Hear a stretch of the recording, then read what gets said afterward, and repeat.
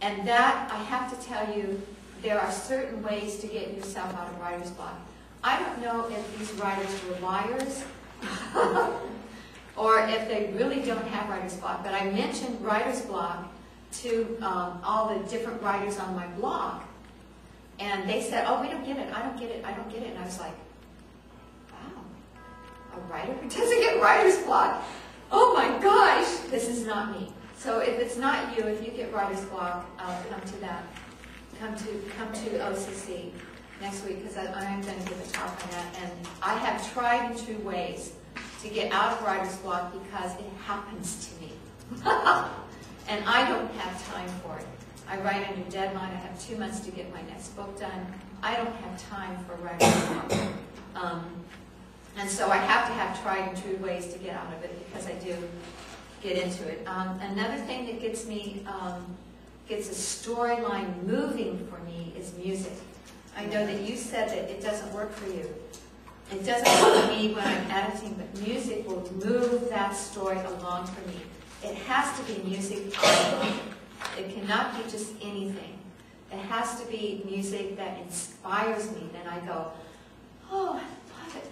You know, one of those songs, one of the pieces of music that it just continually inspires me is Paco Bell's Canon. Oh my gosh, that would just bring me to tears. Another piece of music, but this is me. I mean, what might inspire you is, what are some of these rappers, you know, that are out there?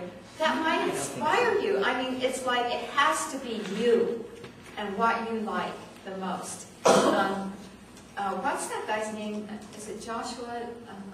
Josh Groban. Oh, yeah. Oh, gosh. That one song that he does about You Lift Me Up or something like that. You Raise Me Up.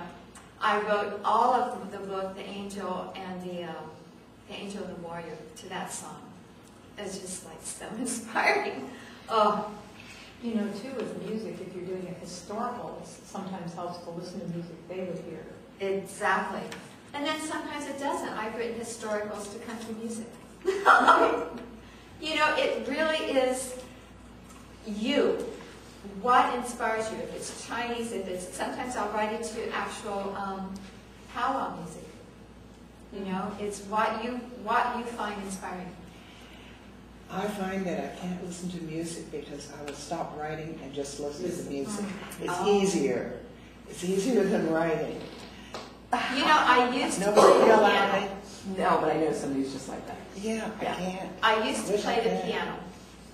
And, you know, sometimes practicing is boring. But you can't play the piano if you don't practice. You have to practice. You have to get those fingers in there. And so maybe it's because of that. I used to practice the piano. And I would compose stories to everything that I was practicing. I mean, I would just compose stories. It would just make the practicing more interesting. Yeah. I find the rhythms in the song will influence how fast or slow I write and how fast or slow the scene goes. Really? Now Yeah. that's interesting. Because I listen to a lot of soundtracks, so I used to play the Lord of the Rings soundtracks, or the Pirates soundtrack. That's when I listen to soundtracks. Yeah, and one of those two, some of the light, you know, shyer music makes some like lighter scenes, and then if I get to the dramatic music for Pirates, then the scenes start getting more intense. Oh. So, like, Well, if you don't want it, then turn But you know, this new book that's coming out, Black Eagle, that I've seen around the cover,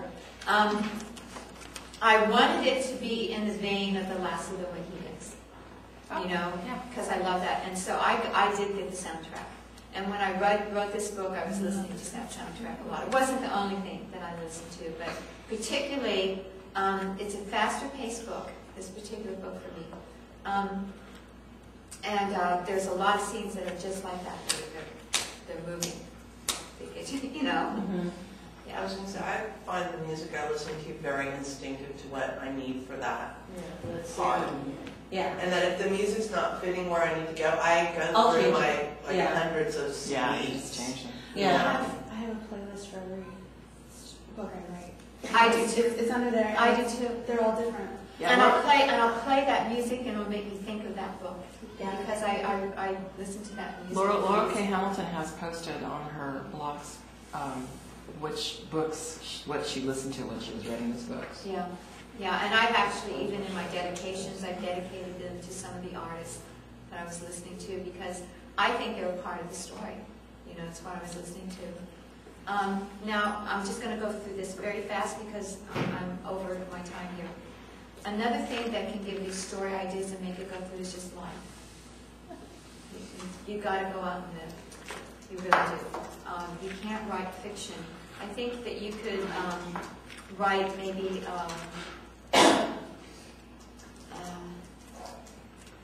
you know, writers write, and writers bring life to other people.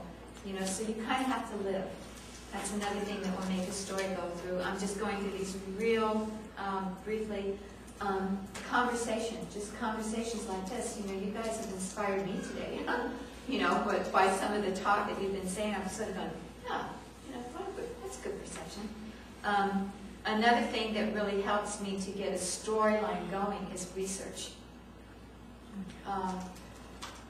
Before I wrote historicals, I used to try to write contemporaries, and I have yet to actually publish one because I think my voice is more suited for the historical for some reason.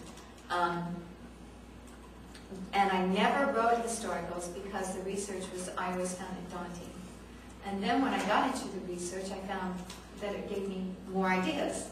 So I don't research a book and then write it. I do research continually as I'm writing. So that's the other thing that I wanted to tell. There's a few people who are writing historicals, and I just wanted to tell you, don't think that you have to do all the research and then write. You research continually. You do enough so that you get an idea of what you're writing about, and then you write that story and you continue the research all the time that you're writing. And that will just help your storyline go through. It'll give you ideas, it'll do all kinds of different things. And the last thing that I wanted to say, and since I'm recording this, maybe I shouldn't say it. But as far as love scenes, do we write love scenes? Who here writes love scenes? My editor complained about the amount of love scenes in my books. Not the scenes themselves, but she said, there's only 3. And I was like, yes, then that's enough. She said, no, it's not. And I said, okay. Because she's my editor, and she knows what's going on. And so this next book, Black Eagle, that's coming out, has 6 love scenes. And I actually had to force myself to write them.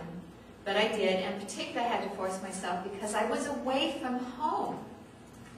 I was away from home. I didn't have the inspiration of my husband. Who gets inspired by the husband?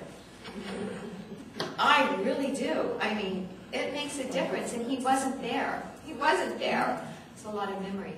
But that, I know this sounds silly, but if you're writing a love scene, make love.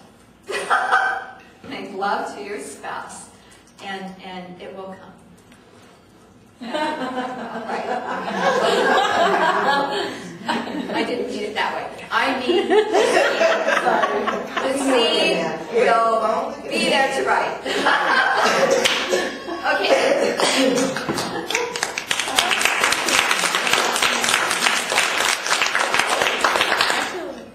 Thank you. You want to take some questions? Sure. Does anybody have questions? I've kind of taken them as we've gone along here.